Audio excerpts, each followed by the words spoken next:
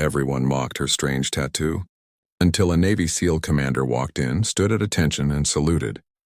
What did he know that no one else did? Tap play, keep the sound on, and watch till the last second. Subscribe now for true story vibes, hidden codes, and a twist you'll never forget.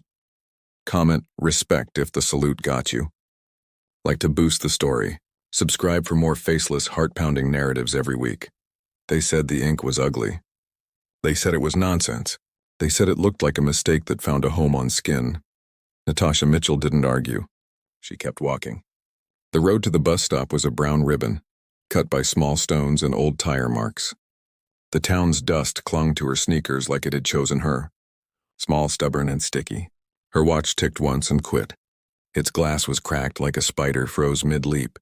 She wore it anyway. The face still caught the light. The strap still remembered her wrist. Time didn't have to work to be a reminder. At the diner, she sat in the corner booth. Coffee, toast, nothing else. She pulled an empty wallet from her jacket and looked inside, as if it might have changed while she wasn't watching. It hadn't. 2 receipts, a photo of a dog that wasn't hers anymore, and a folded strip of cloth, faded blue, with a single stitched number 17. She rubbed the tattoo on her left forearm. Lines, not letters. A geometry that drifted when she flexed her hand. A grid broken by an X that never sat still. On skin, it looked like a map that had lost its own country. A group of guys at the counter laughed. One raised his phone for a picture. "Hey, Natasha," he said, as if they were friends. "What's the address to the party? Is it in that maze, or your directions got lost?" More laughter. The waitress shifted in place. She didn't like it. She also didn't stop it. Natasha drank her coffee. The mug was warm. The heat soaked into her fingers and spread. She stared at the watch. It had stopped at 4:23, a time that meant something once, a time that hit like a hard door. The diner's TV showed ocean waves and a headline about veterans. Some ceremony in a far city. A salute, a medal, a man with a scar above his eyebrow standing like a post even the wind respected. She looked away. "Nice tattoo," a woman said from the next booth. "But what is it?" Natasha turned. The woman had a kind face. Tired eyes. A nurse, maybe. The name tag said Emma. Natasha breathed in. She wanted to say nothing. She wanted to say everything. She settled for this. "It's a memory," she said. "And a promise." Emma waited. "Whose promise?" "Mine," Natasha said. Outside, a truck roared by. Diesel breath. Dust rose and hung in the sun. The street looked like a road in a place with fewer trees. A place with metal buildings and a fence that hummed. She pressed the broken watch once, as if touch could wind time. The bell over the door rang. A man stepped in. Tall. Quiet. He wore a cap with a small trident pin. Not flashy, not new. He scanned the room without looking like he was looking. His eyes landed on Natasha's arm. He stopped. The laughing guys kept on. One stood, swaggered over, and pointed at her skin. "I Googled it," he said. "It's nothing. Just lines." He grinned. "I bet you did it yourself with a ruler and a pen." The man with the cap took off his sunglasses.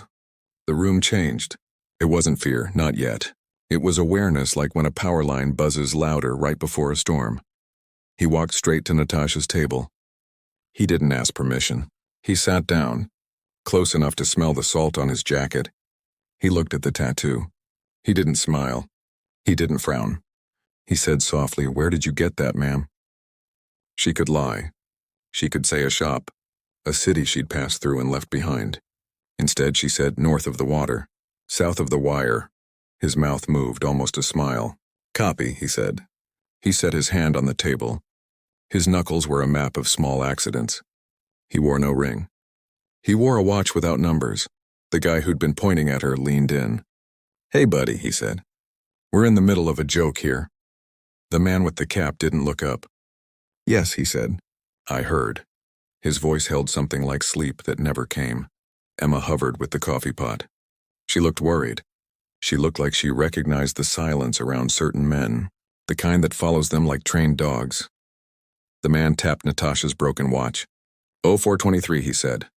"You kept it?" She nodded. "It kept me." "Then you're the one," he said. "We've been trying to find you." The laughter died. The room listened. The dusty road outside waited too, as if the town itself leaned in. Who's we? Natasha asked. He reached into his jacket and took out a slim, battered wallet. Not empty, not showy. He flipped it open just enough for her to see. A badge, a small folded photo, a patch with a trident and a pistol and an anchor sewn by hands that knew the difference between pride and decoration. He stood up. He pushed his chair back with care. He looked at her tattoo again. Then he did something that froze the air in the diner. He went to attention. Chin level, shoulders square. In a sleepy diner by a dusty road, he lifted his hand to his brow. He held a salute that could cut wood. He held it for the lines on her skin. The bell over the door rang again. Boots on tile. More men in. And the room forgot how to breathe because every single one of them mirrored him. And Natasha's name came out of the tallest one's mouth like a verdict. Mitchell. Then the tallest man said, "Ma'am, with your permission, we need to talk about the signal you carried." And outside, the siren started to wail. The siren wasn't for them. Not yet, it was the town's noon test. Everyone knew it. Everyone also jumped at the first blast. The man with the cap relaxed an inch. The tallest one took off his own cap. His scalp showed a pale scar like a white thread. "Commander Hale," he said. "United States Navy." He didn't add the rest. The pins told that story. The way the room moved told the rest. The guys at the counter went silent. The pointing one swallowed the joke he'd been about to tell and felt it scratch on the way down. Natasha found her voice. "You have the wrong person," she said. I make sandwiches. I sweep floors. I walk a lot." She flexed her fingers. The tattoo shifted like water seen through glass. Emma set down the coffee pot. "She also works double shifts," she said, "and returns carts from the parking lot when the wind pushes them away." Commander Hale nodded at Emma like she'd just given a report. Then he turned to Natasha. "Ma'am," he said, "at 0423, 16 months ago, someone without a radio placed a visual grid on high, aligned to star and shore, and pointed us to a place where we could breach without setting off the secondary nets. No chatter, no flare, just ink and steady hands. We had 6 minutes before dawn. We made it in 4. He paused. He looked at her broken watch. "You froze time at the moment we saw you," he said, "because that was the moment we found air." Natasha's mouth felt dry. She remembered the fence, the sand that found its way into every seam, the metal that sang when it cooled at night.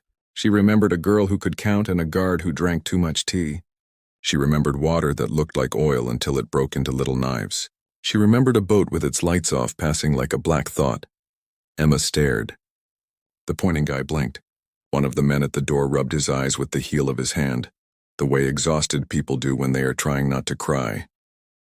"I didn't know if it would matter," Natasha said. "The lines, the X, the angle." Hale nodded. "You mattered." She shook her head. "They called it graffiti. They scrubbed one off. I had to do it again, higher, where the wind cut. I used ink I made with ash and lotion. It itched. I couldn't sleep for 3 days." The Catman sat again and turned his mug so the handle lined up with the edge of the table. "Habit."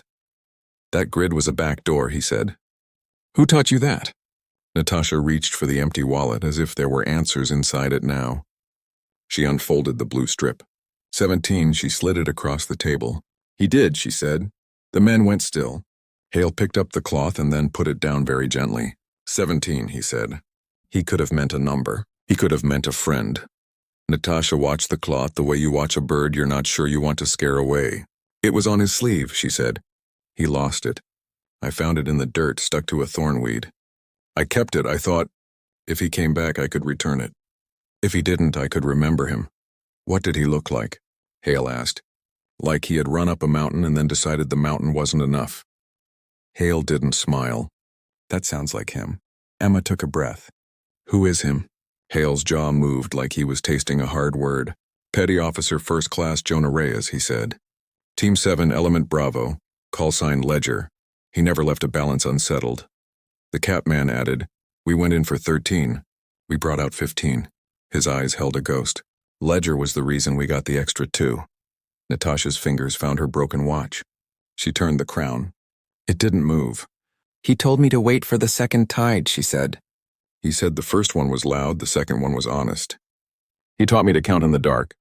He taught me to listen for a click 2 seconds before the cameras woke up." Hale's voice got thinner. "Ledger taught everyone," he said. That was his problem. He gave away his edge. The pointing guy said, small now. Why is her tattoo like a map? No one answered him. The room had changed shape. It had new edges now. We need to talk elsewhere, Hale said. There are people who might still be looking, and we have something that belongs to you. Natasha rubbed the ink. It felt warm. I don't want anything, she said. I came here to be invisible.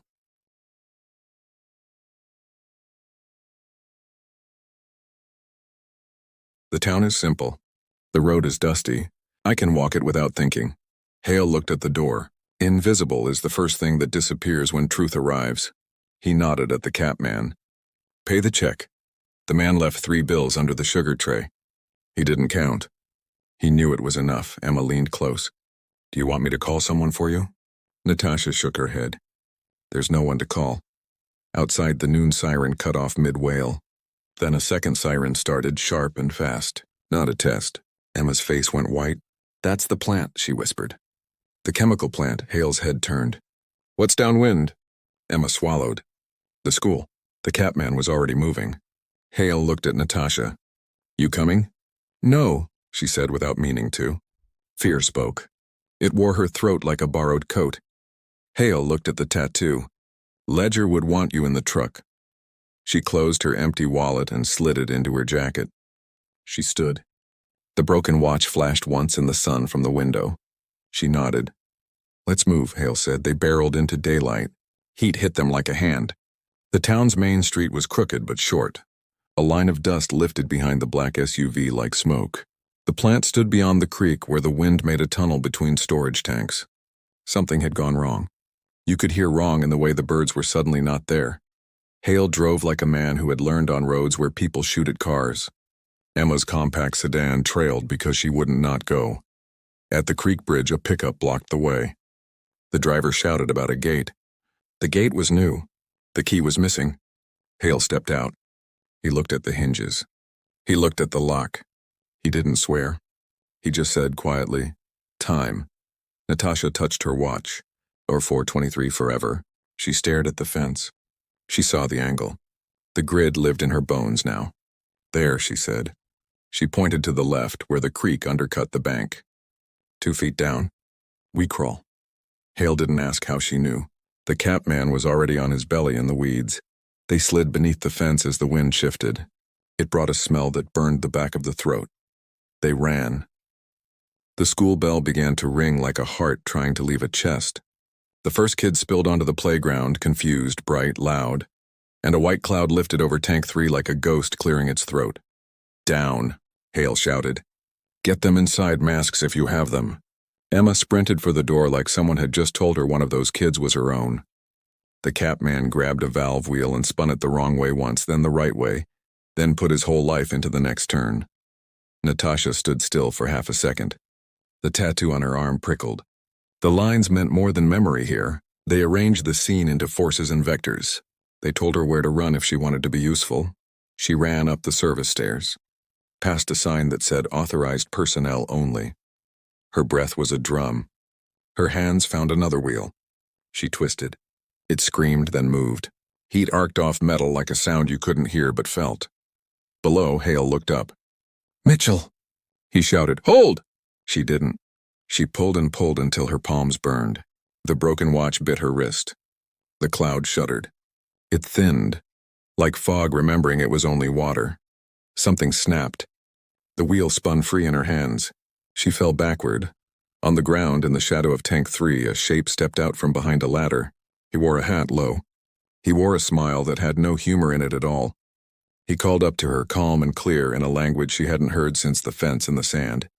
And she knew him. He called her by the name she hadn't used.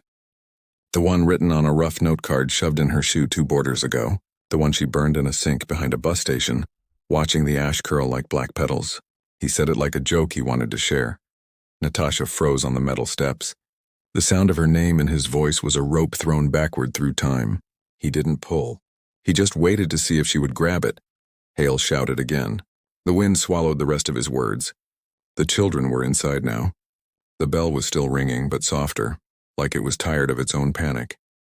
The cloud kept thinning. The Catman kept turning the lower valve like it would let him trade his shoulders for leverage. The man beside the ladder touched the brim of his hat in a parody of manners. He had a scar under his lip, thin as thread. He had the kind of posture that made exits look close even when they weren't. He said in English this time, "I told them you'd come to ground where the air tastes like home." Natasha's hand found the rail. Her palm hurt. "I don't know you," she said. He shrugged. Maybe I am a story that found you. Maybe I am a ledger." The word hit the inside of her skull. Ledger. Jonah Reyes. 17. The piece of cloth in her wallet grew suddenly heavy. "You were there," she said. The man nodded, slow. "On the wrong side of the fence," he said. "But then fences move." He took one step toward the ladder. "You drew on the tank," he said. "Once, twice, higher. I thought this girl will die for a line. I thought your line was beautiful." He lifted his eyes to her forearm like he could see the ink through steel and air. Hale reached the base of the stairs and looked up. He saw the man. He saw the scar. He went very still in that way that means everything inside has started moving fast. "Mitchell," he said, voice level. "Down now. Too late," the man said. He had that smile again. The kind you use when you know something bad will happen and you have made peace with it because you caused it. Natasha took one step down. Then another. Her legs shook. The broken watch cut a red half-moon into her skin. She held the rail like it was the last honest thing in the world. "Where is he?" she asked. The man blinked. "Who?" "You said ledger. You said fence. Where is Jonah?" For the first time, the man's smile dropped. His eyes went hard. Not cruel, not kind, just the hardness of someone who has met the end of a hallway. "Ledger is not coming," he said. He paid. Hale moved. The Catman moved faster. The Catman's hand brushed the small of Natasha's back as he passed, the casual, firm touch of a teammate counting heads. He faced the man on the ground. "Hands," he said. "Show me." The man lifted them empty. "I am not armed," he said, which is not the same as harmless. Emma appeared at the door of the school, 3 masks in her hand, hair wild. She took in the scene and without knowing who was who, shouted, "I called 911. They said 15 minutes. Hale didn't look away from the man. "We have 2, he said. He pointed to the Catman. "Find the bypass," Natasha swallowed. The air tasted like old pennies and rain. She looked down at the scar-lipped man. "Why are you here?" He looked past her to the tank. "Because memory is a lock," he said. "And sometimes it needs a key." He reached for his pocket, 2 fingers only. Hale's hand went to his belt. The Catman's shoulders bunched. The world narrowed to the size of a match head. The man pulled out a small flat object wrapped in plastic. He held it like you'd hold a butterfly you didn't want to crush. He set it on the ground and nudged it toward Hale with the toe of his boot. Hale didn't move. "Mitchell," he said. "Identify." She leaned down just enough to see. It was a watch face, broken glass, hands frozen at 0423, her throat closed. She made a sound that had no name. She clattered the rest of the way down the steps on knees and elbows and grabbed the thing with both hands like it might run. "How?" she whispered. The man tilted his head. "Ledger kept 2, he said. 1 on him, 1 on the wall. I kept 1 too. I thought, it is a good time. It is an honest time. Maybe I will need it." "Why give it now?" Hale asked. "Because alarms wake hunters," the man said. "And because she is the only one in this town who can read a grid in the sky." Above them, Tank 3 creaked. The Catman swore under his breath, the way a craftsman swears at a tool that's older than he is. "Bypass is stuck," he said. "We need a wedge." Natasha looked at the watch, then at her tattoo. The lines seemed to rearrange. She saw valve positions as cardinal points. She saw the slope of the hill as an axis. She saw the cloud as an animal that would choose the lower ground if it had a path. She turned and ran, to the maintenance shed.